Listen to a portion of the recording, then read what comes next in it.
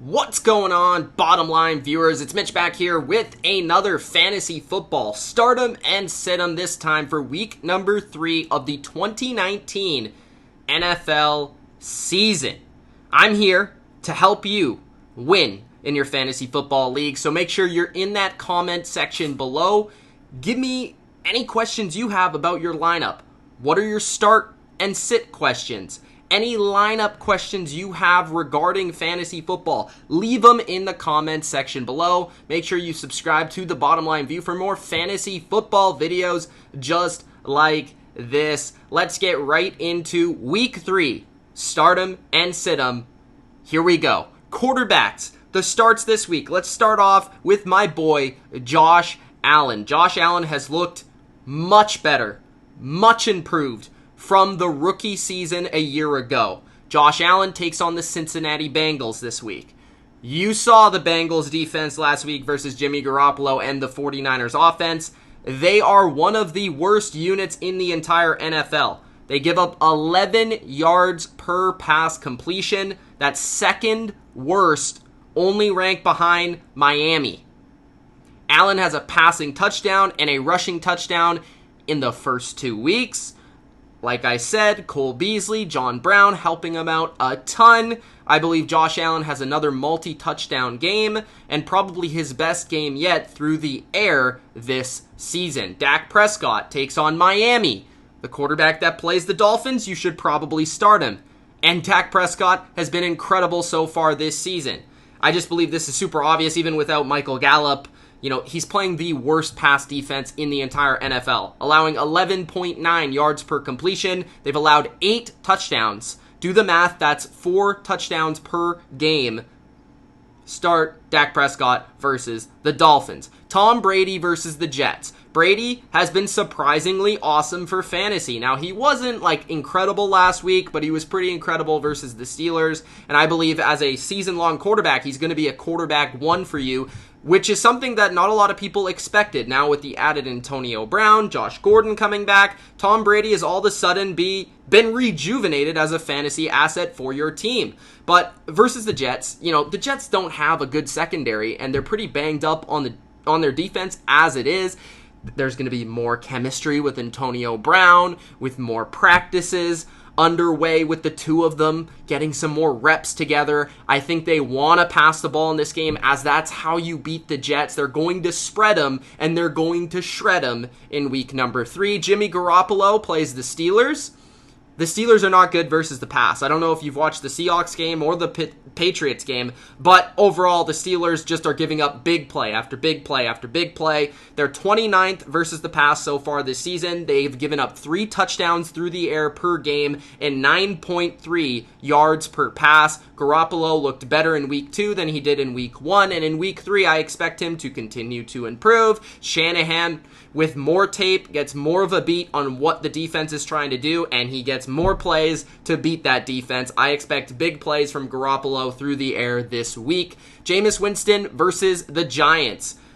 The Giants are the 3rd worst pass defense in the NFL. They give up a 130 passer rating this season to quarterbacks on average. Their secondary is slow. They can't cover man-to-man, and they're not going to be able to match up with Mike Evans and with Godwin, and with O.J. Howard. Winston should have a very good game this week in week number 3. The quarterback sits. Let's start off with Carson Wentz versus Detroit. Wentz wasn't spectacular last week versus Atlanta, and the biggest reason was because he didn't have his targets out there. Deshaun Jackson was hurt. Alshon Jeffrey was hurt. Dallas Goedert was hurt. Well, that might be the very same this week. They even had to cancel a day of practice because so many people were injured. The Lions secondary is underrated, and they did a fantastic job versus Phillip Rivers and the Chargers last week.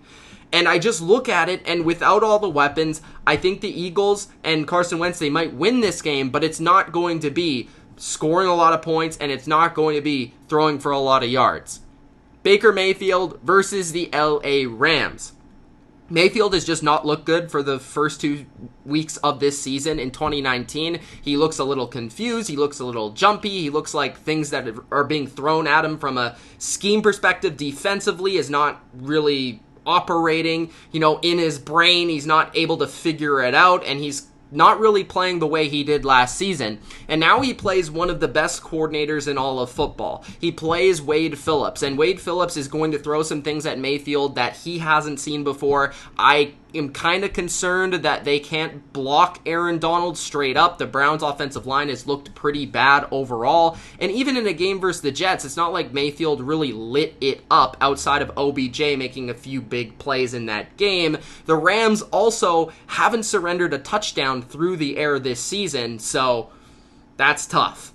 Next, Jacoby Brissett versus the Atlanta Falcons. The Falcons have given up actually the least amount of passing yards through 2 weeks this season. Their secondary looks a lot better. It's actually healthy. Guys like Deion Jones at linebacker help a lot, and their pass rush is much improved. I don't expect Jacoby Brissett, who's not really lighting the score up in terms of fantasy points, to have a very big game here. So if you're considering him as a stream option, I'd probably shade or fade away from Jacoby this week. Jared Goff versus Cleveland. Goff hasn't been great for you. He hasn't been bad for you in fantasy, but he is not good. I know this for certain on the road, and that is exactly what Jared Goff is going to have to do this week. He's playing the Cleveland Browns in Cleveland, and Cleveland has not had a Sunday night game in 11 years. That crowd's going to be rowdy. Their defensive line looks fantastic, especially Myles Garrett. And that offensive line of the Rams does look a little shaky. I'm concerned about Goff this week.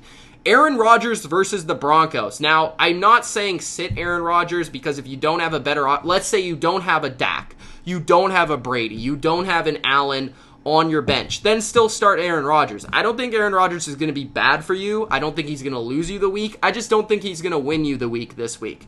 Let me explain. The Broncos defense is pretty good, and Vic Fangio knows how to play versus Aaron Rodgers. He did it last year pretty effectively overall. This is going to be a low-scoring game. I expect it to be a grinded-out type of game, and I don't think Aaron Rodgers is going to need to force anything to be able to win this game, as he actually has a defense now, and he's playing Joe Flacco on the other side of things. So he's not going to have to pass the ball a ton or look for the big play and try and force it. So Rodgers, I don't think he's a great start this week, but you can get away with starting him. And let's get to the running back position, the position that a lot of people are looking for. Who do I start? Who do I sit? Well, let's start off with Frank Gore versus Cincinnati. Last week, I told you to start Matt Breida. I was correct. He had a great game. Start Frank Gore this week, okay? Singletary, he might not even play this week, so that's big news for Frank Gore owners. He's a great flex this week. He should see around 20 carries in this game versus Cincinnati. The Bengals have really been susceptible against the run. They gave up 259 rushing yards versus the 49ers last week. Expect Gore to get opportunities near the red zone, as well as the Bills are favored and should win this game. I like Frank Gore this week versus Cincinnati. Marlon Mack versus Atlanta. Now, if he's playing, start him. Marlon Mack is having a fantastic season so far, and like I said, Atlanta's very good versus the pass, which means you need to attack them on the ground. The Colts are a big, powerful offensive line. That's what they want to do, is run the ball. Atlanta is a smaller front and should be able to take advantage of that matchup. So Marlon Mack, if he plays, should have a great game. Carlos Hyde versus the Chargers. In a similar way to how Atlanta is small up front, Chargers are the same way, and teams take advantage of them on the ground with their rushing attacks. And when you look at the Texans, I don't think they're going to be able to block Bosa and Ingram. The number one way you can slow down a pass rushing tandem is by running the ball at them, and I believe Carlos Hyde's going to get a lot of touches. He's had 30 attempts in the first 2 games, and he's been pretty efficient with 5.8 yards per carry. I expect him to have another good game here, and this should be a close game. Maybe Hyde gets in the end zone. Looking at Aaron Jones versus Denver, 41 touches so far this season. Aaron Jones is a true quiet feature back right now. You should continue to start him. He had a rough week 1, bounced back in week 2. I think that continues versus Denver, who looked a little weak versus the Raiders in week 1 versus the run. And then my last start at the running back position is David Montgomery. Just like Aaron Jones, a shaky week 1, but they committed to him in week 2, and it paid off. Montgomery was good. He had about 72% of the carries for the Bears, which was a big improvement from the week before. I expect that to continue. He's by far their best back, and he averaged 5.2 yards per carry, the second most yards per carry. That's what the Skins are giving up so far. So Montgomery should have another good game in week 3, and he should continue his momentum in his rookie season. My running back sits for week number 3. Let's start off with Damian Williams, or just the Chiefs running backs in general. The Ravens are allowing the least amount of rushing yards per game, so that tells me that the Chiefs are not going to want to run the ball, and they're going to want to spread the Ravens out and pass the ball. I don't expect a big role on the ground, as both players have been injured in practice, and both players, that's not the way to attack the Ravens. My other sit, James Conner versus San Francisco.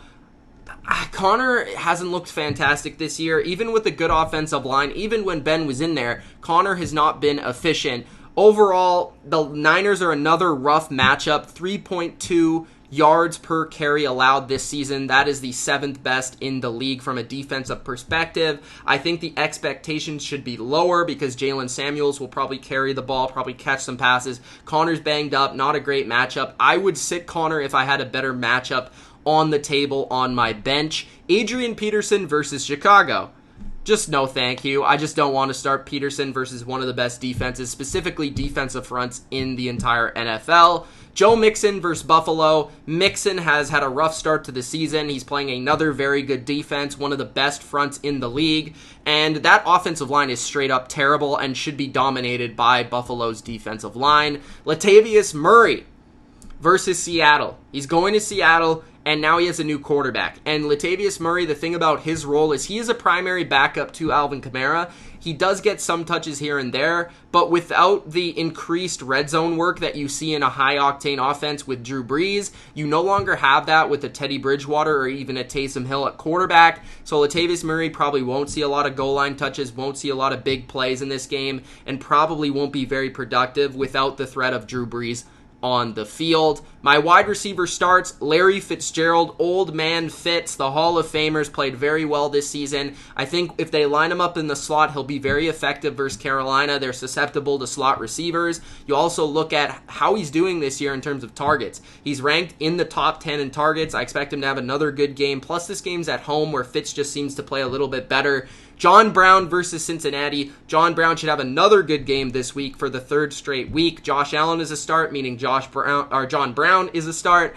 And you look at Cincinnati, they're giving up the 2nd highest yards per completion. John Brown is a downfield receiver. That plays right into his skill set. Randall Cobb versus the Dolphins. The Dolphins, like I said, worst pass defense in the NFL. Randall Cobb is probably the new number 2 for Dak Prescott, and Xavier Howard will be on Amari Cooper. There is no other real good corner in Miami, which means Cobb should have a great matchup this week. Stephon Diggs versus Oakland. Oakland has not been good versus the pass this season. They've allowed the most receiving yards to receivers, the most touchdowns to receivers, the most on deep passes as well. 11 receptions allowed on deep passes, which is 20 plus yards down the field. Stephon Diggs, that's what he does. He gets down the field. He's a downfield target for Kirk Cousins. If there is a week where Diggs does go off, it is versus a banged up Oakland secondary. Marvin Jones versus the Eagles. Everyone's saying start Kenny Golladay. That's obvious. Start Kenny Golladay. You should do that most weeks. But what I'm looking at is Marvin Jones. He'll have some one-on-one opportunities with the way that the Eagles love to send pressure, and Marvin Jones should be able to create 1 or 2 big plays in this game that they hit for big gains, and Matt Stafford's been playing well. I expect Marvin Jones to have a few really big games this year, and versus the Eagles, a secondary that's looked very bad and very capable of being torched, I expect Jones to have a good game this week.